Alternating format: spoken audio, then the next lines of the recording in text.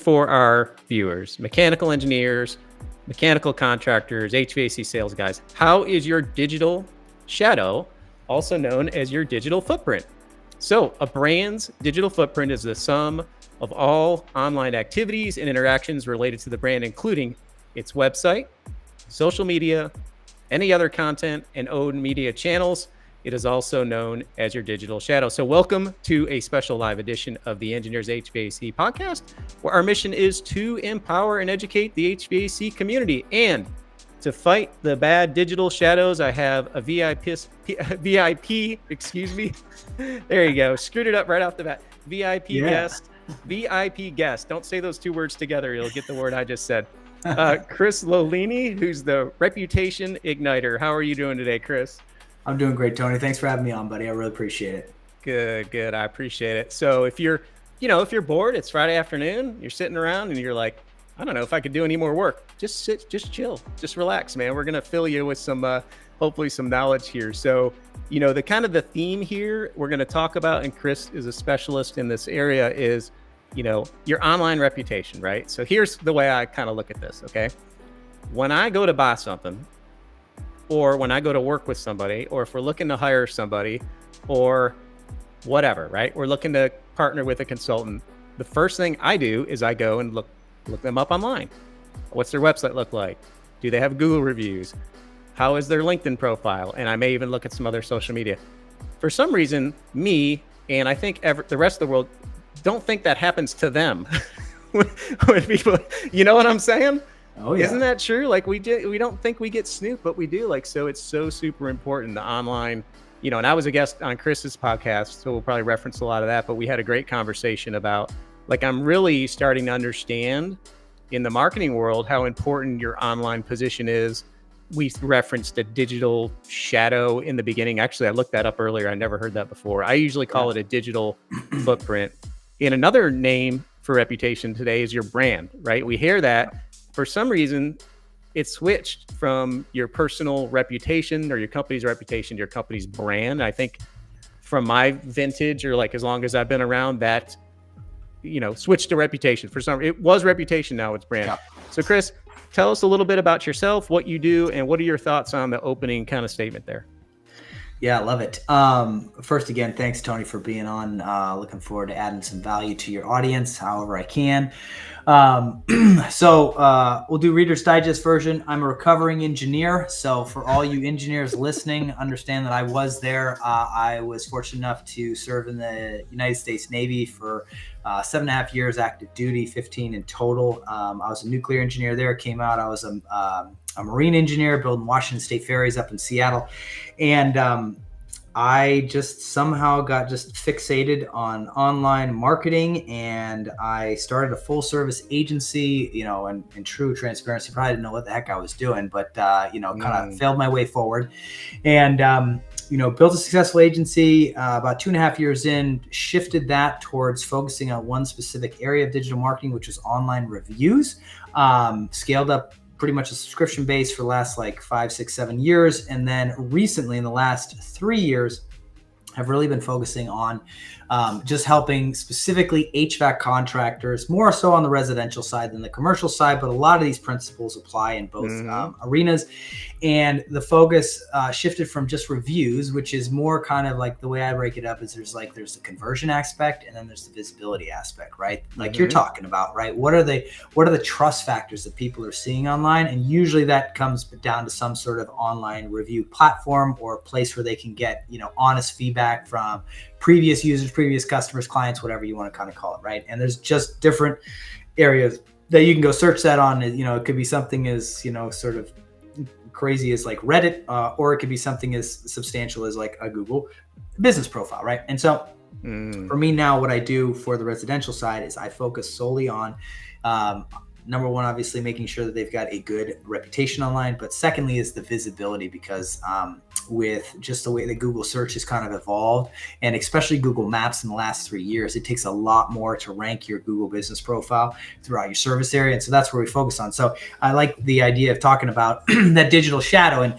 when you initially said shadow, where my mind went, and I don't know if any of our listeners read anything from Robert Greene, but I finished his Human Laws, Nature's Laws or Human's Laws. I don't know. So one of his books recently, and it's talking about human nature and the laws of human nature.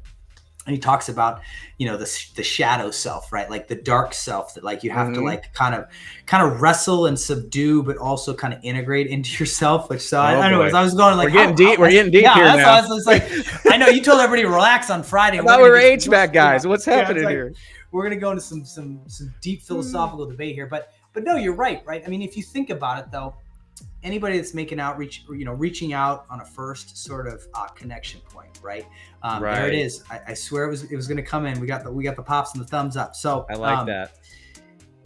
If you're reaching out first, for whatever reason, right? People are always going to do background checks, if you want to kind of call it that. But it's more that, and I think I'd like to say it's not because people are more skeptical or there's been more like negativity and just as a whole, as a culture, we're going down a very bad place, right? But let's talk about the fact that I think it's just because the information's there. Why wouldn't you access it? Why wouldn't you inform yourself, right? Like that's what people want to be, is they want to be informed, and they want to be informed as best possible by, unbiased sources, right? And so I think it's just an easy way for people to collect data points to just give them a better feeling of who you are. And to, what we were talking about on my podcast, the importance of social media as a tool to show yourself in true colors and in your element, as opposed to, in some, very rigid sort of sales conversation. It's a much more sort of like casual and informal way to convey, where your true heart is, and, whether you really do want to serve the community, or you're just looking for a quick buck, and, you give out tail light guarantees that, when they stop seeing your tail lights, that's when your warranty ends, kind of thing. Right. So that's good. So let's start with the easiest low-hanging fruit for someone who may not be on any social, right? I'm trying to bring the most value we can to our guests. So mechanical engineers, mechanical contractors, really any business, right? Like you said, it doesn't matter if all the principles apply, right? So the low-hanging fruit is almost everybody has a business address on Google. Right? And not everybody knows. If you don't know this, go check it out, that you can get reviewed on Google, and you're kind of stuck with what you get. I don't know. Maybe you're the expert on that. But the low hanging fruit, I think, is, well, there's actually a stage before that. I think we discovered this when we were talking. The stage before that is, don't do anything to damage yourself online. That's like the first.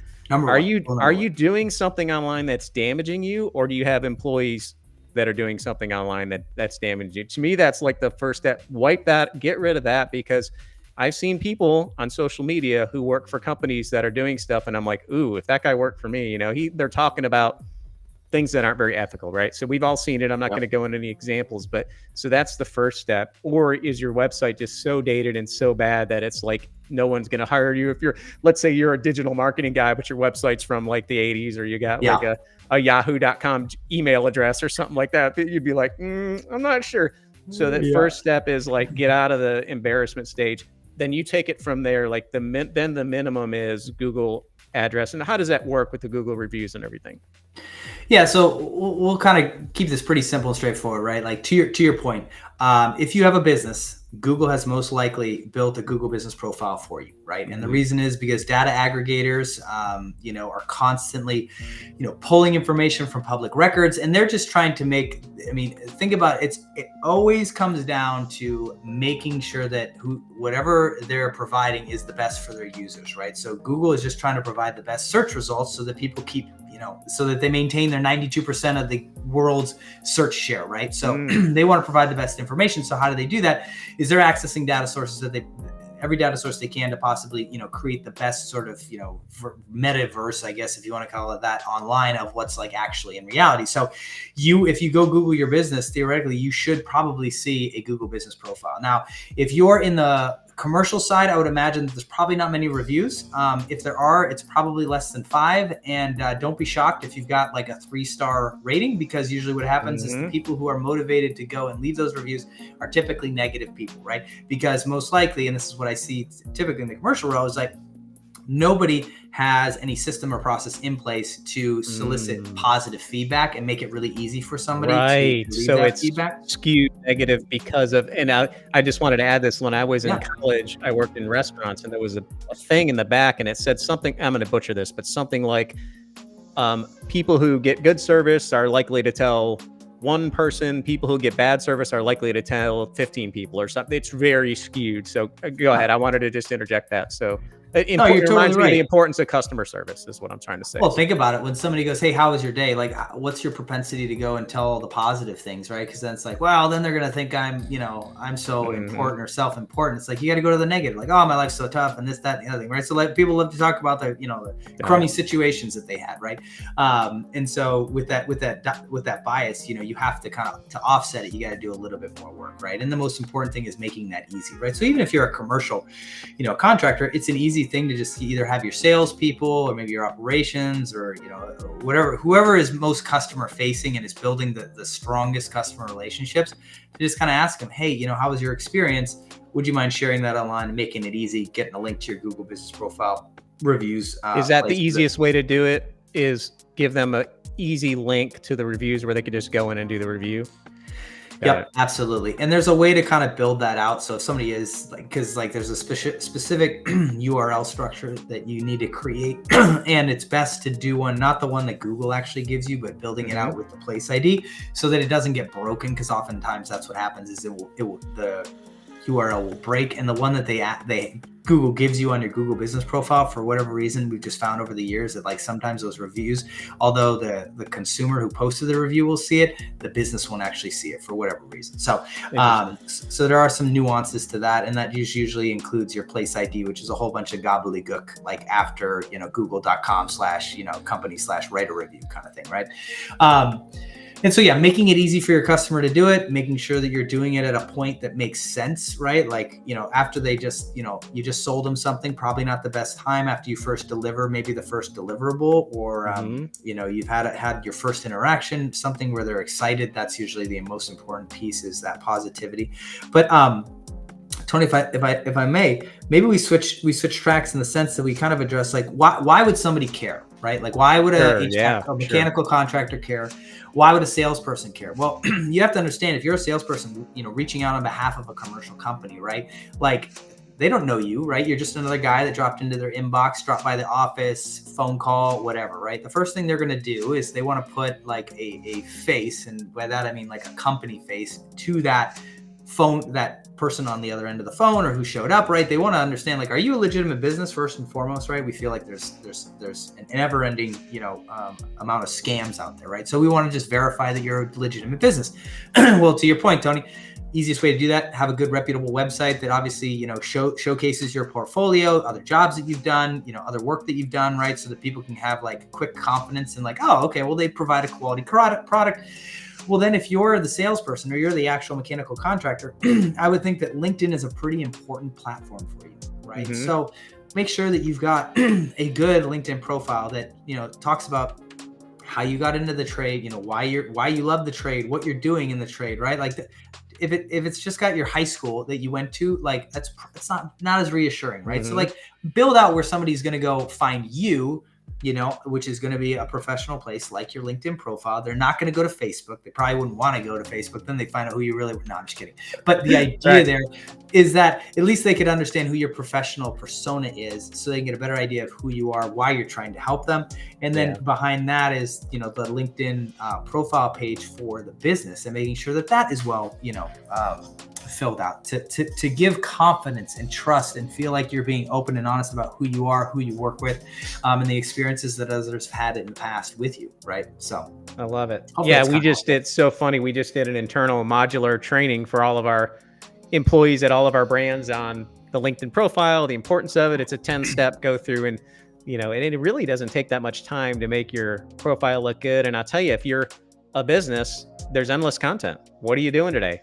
Take a picture of what you're doing. You did this call, you built this thing, whatever it is, you're shipping this product, whatever it is, and just throw it on there and say a few words of thanks. And it's just something people can look at and go, oh, they're doing this. This is nice. Or if you get a good review from Google, take a snapshot of it, and you do it right from your phone. And I would say the profile picture is like, we have this conversation all the time.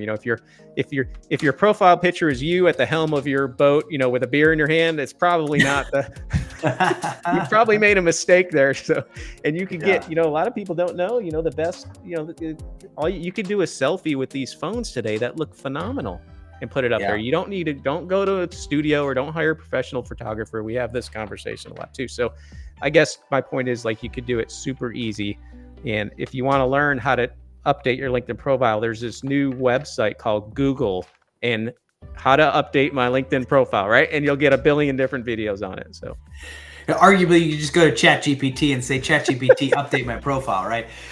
Do that too, for sure. The other thing to that, Tony, that I didn't even think about, right? But as we're talking, I love the free flow of ideas that you and I have, right? Is, let's say that you are a salesperson or you're a mechanical contractor, engineer out there, right?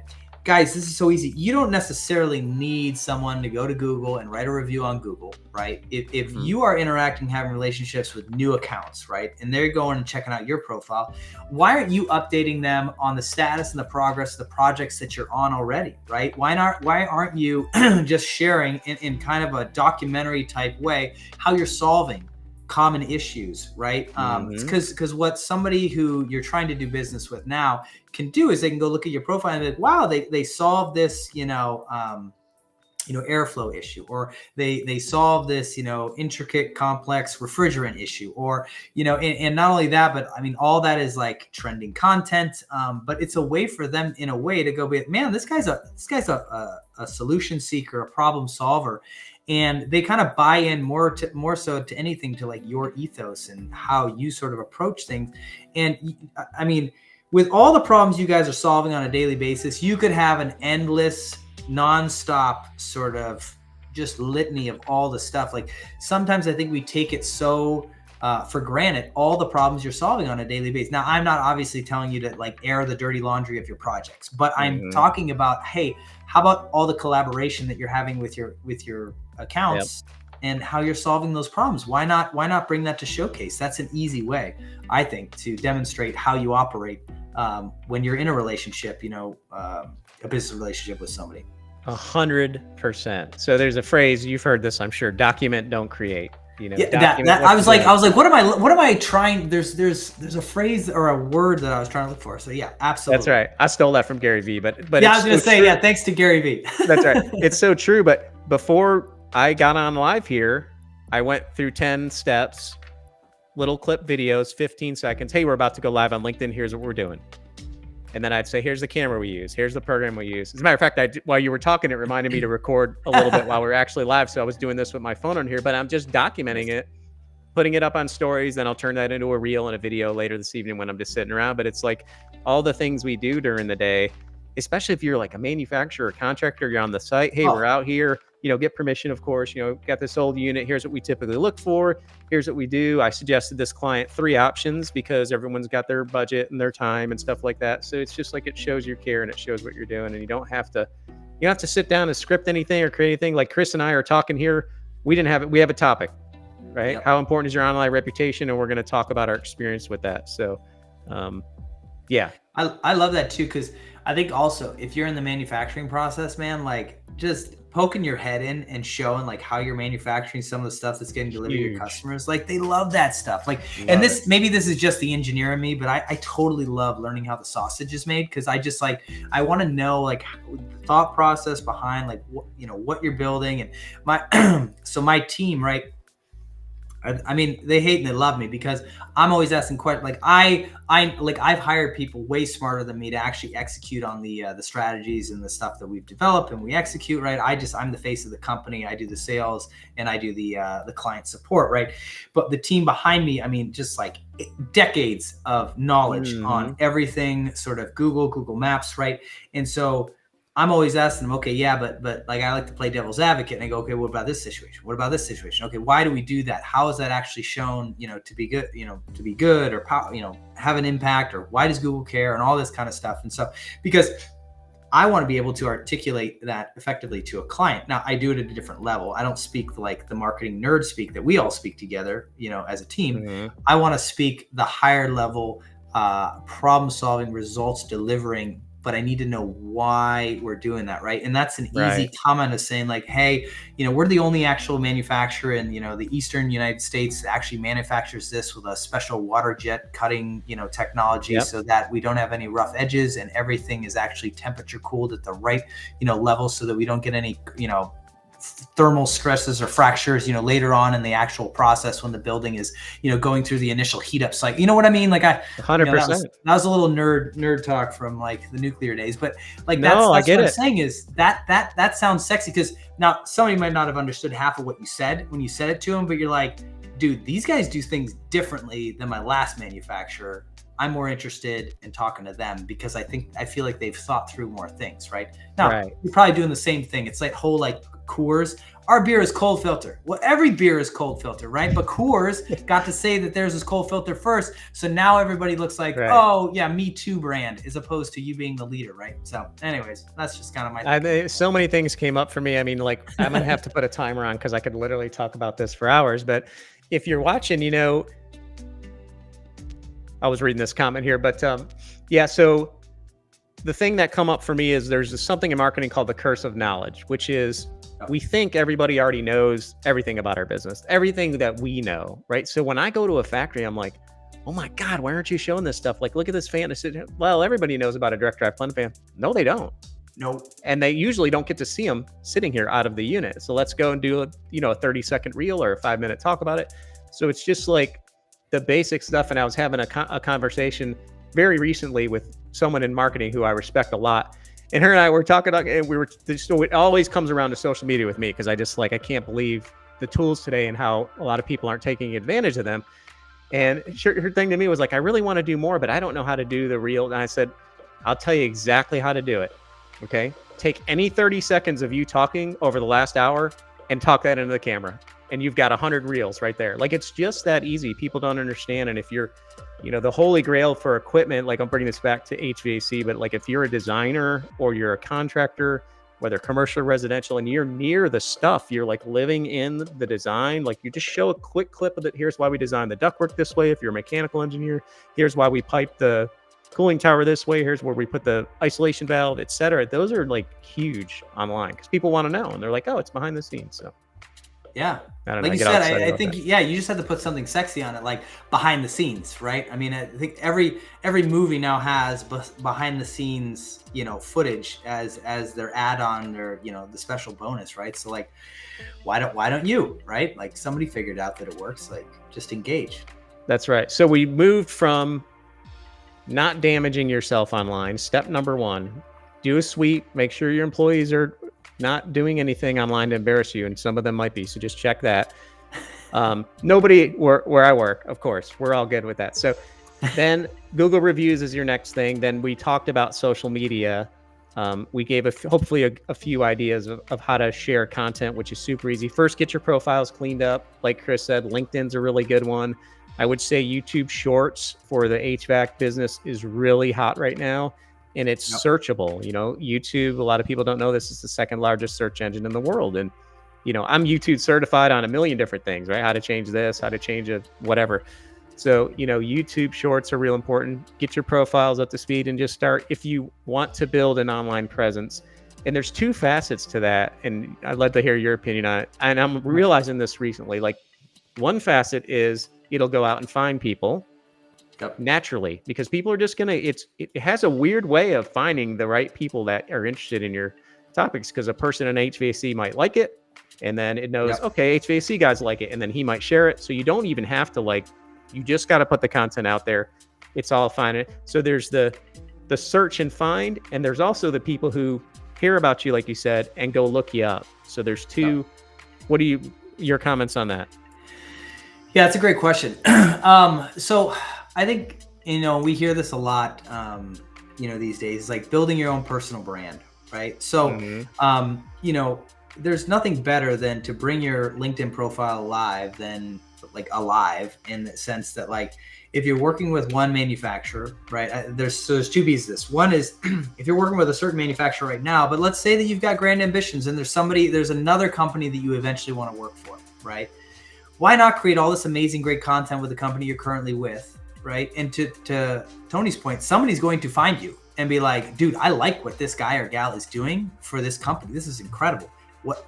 How do we hire people like this? And it's like, well, first, why don't we just try and hire that guy, right? Or that gal, right? Mm-hmm. And then you can be brought over, right? It's kind of similar situation, right? I know you've asked to kind of do this, on behalf of the company, right? So there's opportunities. Like, companies are looking for this and they want this in their business. They just don't know who to hire, or because, like, let's be honest, the guy or the gal who started the company is not good at that. They are good at building the business. Like, they probably not, right? You got to hire the right person. Yeah, so you can be the right asset in that sort of situation, right? So one of the pieces I would say is, like, you could build your own personal brand around that. I think the other thing that's really cool is, why not spotlight your customer, your client, right? Why not bring them into the fold, right? And ask them questions about the project? Because that's the other thing, is you got to understand, like, especially if you're doing big, like, infrastructure or big development projects like you guys are, right? The actual owners of those projects, like, they did a lot of work to get a lot of buy-in from the city, from the residents, from the community for that project. What if you could give them a lens or a pathway, a light into the project, and understanding more the heart and the soul of the people who are actually putting it to work, putting it together in your community, and what they're trying to eventually deliver as a result. I mean, then you're kind of the hero of your client too. And, like, what client isn't going to, like, what new client isn't going to want to work with you if they feel like, wow, they're actually going to, like, and we're not being manipulative, but, like, they're going to be able to shed some light on real hardworking people that are trying to create something of value in a community. And I just think it's a win-win sort of situation, because then you remove the whole, like, oh, it's that brand. And it's like, yeah, but there's actually people behind that brand, and they actually do care. And they're just like you and me, and they're just trying to put in a good, honest day's work to create something better in the community. And look at them at work, right? Like, they're thinking about these things. They're thinking through these things. This is how they put together the project. This is, I think transparency is so important in our culture and our society today. Like, why not just add to what people want, as opposed to secrecy and not knowing what's going on and all that kind of stuff, right? So last thing I'll say on that point too, Tony, is, like, guys, if there's a holdup in a project and things are getting delayed, instead of letting all the people around it be like, oh yeah, they quit on this thing or whatever, like, why not communicate that to the public? Like, what's going on? And, maybe the thing that held you up is, like, you want to make sure you're passing certain regulatory things, or maybe you just elevated the LEED certification that you're going to have on a building or something like that. Why not communicate that to people and say, hey, we're working through these things, we're collaborating, and it just kind of takes time. I think that openness can just benefit you so much, like, in the longer arc of things. But most people aren't thinking on it in a day-to-day cycle. And like you said, Tony, you just got to stick a camera or a phone in front of your face for 30 seconds to communicate that, if you're willing, right? Yeah, and I it's funny, because in the HVAC world, I feel like we're behind a little bit. Sure. The times with social media and using these tools and new ways of marketing. B2B in general is behind, but I think we're even a little bit behind the average in B2B. When I think about the people using it right, it's the B2C folks. And a lot of times they're doing it because they don't have any other option. Like, that's the only option. So when your only option is to do it or die as a business, that is, you get out there and do it. But, and the other point I like you made is the HVAC commercial business owner, they're probably not able to do that, or the time-wise not do that. The mechanic guy who runs the mechanical engineering firm. But I tell you, if you got a big company, you probably got someone who maybe they're in their wheelhouse and they may really enjoy it. They may do it and be terrible. You don't know until you try, but you may find a little gem there that, if they're like me, like, it's in my blood, like, I love it. I can't shut it off. Like, I'm totally addicted to it. It's insane. But if you're a big mechanical engineering firm or contractor, you certainly have that person there. And of course, you'd want to vet it with all your safety, your human resources. You want to make sure when you're recording, everybody's got, their safety gear on, and you got permissions and all that kind of stuff in place. But once you have that set up and you have that in place, you can really churn out some content that's that people enjoy watching and can help your firm, like you said, when people snoop you. So let's hit two more things real quick. Cool. Websites. Yep. What is your opinion on, my thoughts on websites are, you could get a pretty decent one for a relatively, non-insane amount of money today, right? Yeah. If you want it to look like the best thing out there, you're going to have to pay for it. It's not cheap, because you got to go out and get the content. you want to have some video on there that looks good. That's the most impactful. I look at some and I'm like getting some budgets. I'm like, oh, we could do that for $60,000. I'm like, whoa, no. We'll do this in-house. So, it took us a few years. I'm really happy with the Insight Partners website. I think it looks great. The Hobbs one we're about to launch right now, I think that looks great too. We've got some other ones we want to work on, but like, what's your advice to someone who's small to medium size and their website really needs to be updated? Yeah. Less is more in a way, right? Mm-hmm. Like I don't feel like you got to have a 200-page website. Like most people they don't have time, right? Yeah. I would say that make sure that all the, important information is there. And arguably you could do that in a 1-page website, right? Just kind of walking through, you want to think about it, take the 80-20 from your sales calls, right? Like what's the 20% of information that gets asked 80% of the time, and just answer those questions on your webpage, right? And just walk them through that sort of process. And usually if you think about it, it's a bit of a decision process, right? Like if you go to reputationigniter.com, right, you're going to kind of see my process of educating somebody and explaining and showing results and, the details of that and how we're different and who I am and, what working like with me is like, but it's all on one single page. I don't have a 100-page website, right? I wouldn't expect my clients who are, very, very busy HVAC contractors to actually spend the time, but I've got a couple of videos there that I think are important, right? It's of me talking to, a prospective customer of mine. And I would just invite you, if you're the CEO, the founder, the owner of the company, say something about that. Why not get your operations person, on a video explaining stuff, right? We've become such a video-centric society these days. So like arguably you don't even need to hire a really like lavish copywriter, right? Like I would just, have some intro, like some verbiage, just small verbiage introing a video. And then that video also doesn't have to be super professionally made, right? I mean, I know you've got probably a nice office like Tony does in the background. Just set up a phone, with a decent microphone and just record somebody just talking into the camera as if they're 100%. talking to a new prospect, wanting to educate them about the uniqueness of their processes and procedures and how they deliver results. I'd have some of your results on there, right? So other projects that you've done, I guess not before and after is like dirt and then all of it in there, right? So, but I mean, maybe some like, sexy pictures of like how you've run ducting in maybe tight spaces, right? Or in large spaces, right? Kind of giving them a smattering of like, hey, it doesn't matter if your project's small or your project's big, right? Just communicating to them your capabilities, a lot more visually than in words, right? Because let's be honest, in the engineering world, when we write website or copy on websites, it's like stereo instructions, man. It just puts you to sleep, right? So if you can be that company that shows things, number one, people are not just going to come to your website. They're going to stay longer, which, is going to be a good thing for Google, right? But number two, they're just going to feel engaged with your business a little bit more than maybe hiding behind a bunch of sterile pictures and a bunch of, unemotional words on that page. Now, you obviously have to have words to kind of articulate what you're trying to educate them about, but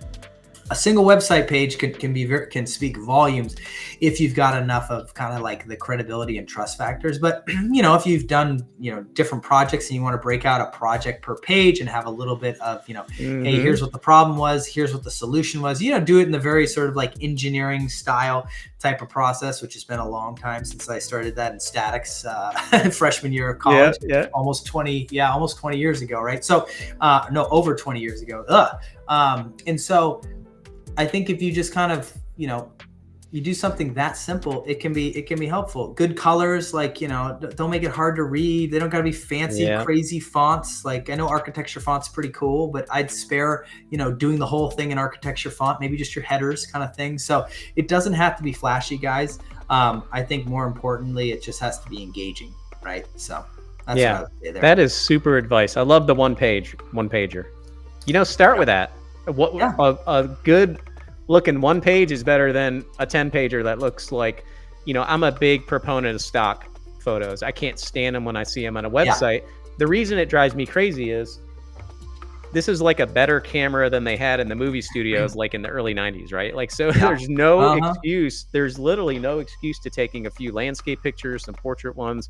I love when I first see a website and it's like the owners and maybe there's a couple people that work there and that's like the first picture you see. Hi, we're so-and-so, yada, yada, yada. Here's what we do. here's what our values are, here's a few jobs we've done. But you're right, one pager looks good. And I mean, if you really want to build it out, then build it out around the team, right? Because the team is really the asset that you have, right? And so to your point, having pictures of the founders and stuff, when you have portfolio pictures, like why not have a picture of, one of your team members, like pointing at something in the photo or being involved, having the uniform and all the proper PPE on, right? So that you're communicating like, hey, we are people that, even when the project's finished, we're still wearing the proper protection kind of thing. And then also like, why not just jazz it up with a little bit of life, right? Like each person that works for you is not a robot, right? Like there's certain things that they really geek out about. And it's like, why not bring that to the forefront, right? Like, you have obviously the very professional photo of them, but then down below, maybe there's just a picture of them just being a ham the way they like to be a ham, like whether they crawl into ducting and they literally inspect the integrity of every, like weld screw or something like that. Like if that's just what they do, like, I don't know, bring those people to life off the page too, right? As great as this is to realize, that everybody went to Emory-Riddell and, has an engineering degree, like give them a personality, right? So anyways, that's what I would say. Love it. And whatever you do on your website, copy that over to your social platforms. 100%. Absolutely. Yeah. Yep. Great advice. Thank you, Chris. Okay. Real quick. We'll finish up here because I know you got to go pick up one of your kids, right? Awesome. Yes, two and one on the way for Chris. So God bless you. You're in my prayers, my friend. I got 3 teenagers, so I'm well out of that, that stage. It happens quick, that's for sure. So one of the things we get asked, or mechanical engineers, contractors, manufacturers ask us about starting. What's our opinion about starting a podcast? What would you tell someone? Let's say they do have their let's say they got the low-hanging fruit. The podcast is not the low-hanging fruit, in my opinion. It's the website. How's your Google reviews? How's your social landscape look?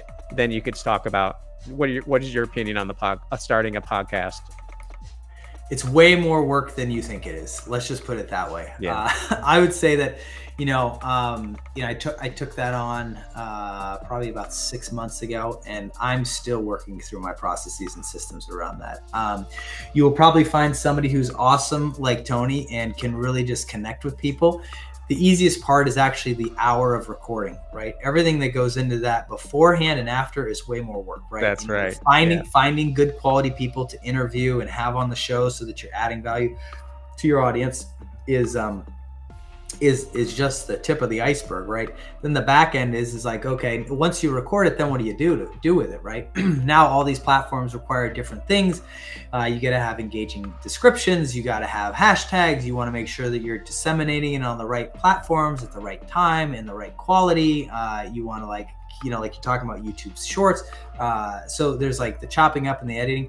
I will admit that it might make sense to outsource it. I'm probably in the process of I've debated between building out the actual systems with a mentor of mine and him helping me kind of like teach some, a couple, somebody I hire to do that versus just hiring somebody that can do that. So that's the other thing too, is realizing you don't have to do everything in house. If you just got one good guy that's a good talking head, has amazing hair like Tony does, then you should be in a good place to actually create that content on a consistent basis. And then you can just hire, somebody else to like professionally publish and do that. So that's the other thing is I wouldn't these days, man, marketing's so complicated. I wouldn't try and bring anything in house that you didn't have to, because there's just a more effective way. But I think you got to come at it from the right perspective of, hey, this is a long-term investment in the business, in the brand, right? Alex Hormozy, when he started on YouTube, he had a 10-year horizon, right? And thinking that like, hey, I don't expect this to pay off for 10 years. Now, his obviously paid off much, much earlier, but he's been doing a tremendous amount of work in order to kind of get it there. But I think you have to look at it with a long-term vision. And I would imagine if you've got a successful company and you're in a place where you're about to invest in something like that, you're planning to be around in 10 years. So it is a good, worthwhile investment for you. But just making sure that you have a good time horizon and realizing that it's really just a way to, number one, add value back to your industry. That's why I started mine, really, in all honesty. Like I don't promote anybody on it in the sense that like I don't have advertisers, I don't have affiliates. Like I'm not trying to make money off of the podcast. It's really just a way to give back to the industry that supports me, my livelihood, because I have clients in the HVAC industry, right? So it's just like, hey, how can I leverage my talents, which are networking with awesome people like Tony, bringing him on, having him share advice and insight and wisdom into certain things, And, on top of that, like Tony mentioned, I got 2 kids and a third one on the way, right? This is my way of networking and connecting with people that I can do from the comfort of my own home so that I can support my amazing, incredible wife as we raise these 3 kids in a new area, because we just moved from Seattle 18 months ago we moved down from Seattle, and now we're in the DFW, Dallas-Fort Worth area. And so it's also a great way to just meet really cool people like Tony, who I wouldn't have just like bumped into on the street or at a BNI networking group, because he's, you're a quarter away across the country. Right. So that's right. I think that's just really fascinating too, is like you can really accelerate your networking and your connections, especially if you're one of these like bigger, larger mechanical operations that's doing stuff all across the country. It's a great way to just really kind of tighten up your network and really drive home some great connections and relationships. So yeah, that's what I'd say. But after that, it's just get started. It's not going to be pretty at the beginning. You just got to kind of work through it and evolve like Tony and I have. Yeah, that's my number one thing. People say, I'll talk to them for an hour and they say, I want to get started. I'm just worried it won't look that good. And I'm like, well, I can help you with that. It won't look that good. It shouldn't. It's your first one. You got to do a bunch of them. But excellent advice. I think this was a great show. I agree with everything you said about the podcast. It is a lot of fun to do it, a great networking, but it does take work. It is an investment. And I heard this quote the other day that applies to that. It's something like, slowly is the fastest way to get to where you want to be, right? Like you got to look at it from the long term, because some people will do it. They'll get all excited. They'll post something or they'll do a podcast and they'll get 5 listeners. They'll be like, oh, that was a flop, and they'll be done with it. Well, that's how it is when you start. You got to build up the audience. But Chris, this was amazing. You brought a lot of value, I think, to our audience. I hope you come back sometime. Tell people how they can get a hold of you real quick. Yeah, I'm really easy. You can obviously go to my website, reputationigniter.com. You can fill out the contact form and connect with me there. Or you can email me, chris@reputationigniter.com. I'm also on LinkedIn. I'm not the only Chris Lollini. There's another doppelganger of mine, but he's way cooler than me. He rides motorcycles out in California. I'm just a marketing nerd. You can tell the difference. I'm pretty sure he's got gray hair and he wears suits. I'm just a regular dude, and I have glasses, I guess. So we're a couple. Well, actually, these are prescriptions. So technically, I also do not wear glasses in real life. So if you see me on the street, I might look a little bit different. But yeah, there you go. That's where you can reach me. Happy to help in any way I can. Always there. Feel free to connect with me on LinkedIn. Appreciate you, Tony, again for having me on. Thank you, Chris. Please hang out for a minute. Thank you so much for watching. You can get a hold of Chris again in the show notes. If you're listening to this on the podcast, just look at the notes. If you're watching this on YouTube or LinkedIn, I'll put it in the chat. I'll put it in the notes. And please connect with us, with our YouTube channel, HVAC TV, or the Engineers HVAC Podcast. And I'll put some stuff up here, and I'll take us out with some music. So thank you so much for listening. Chris, please hang out, and we'll talk in a minute.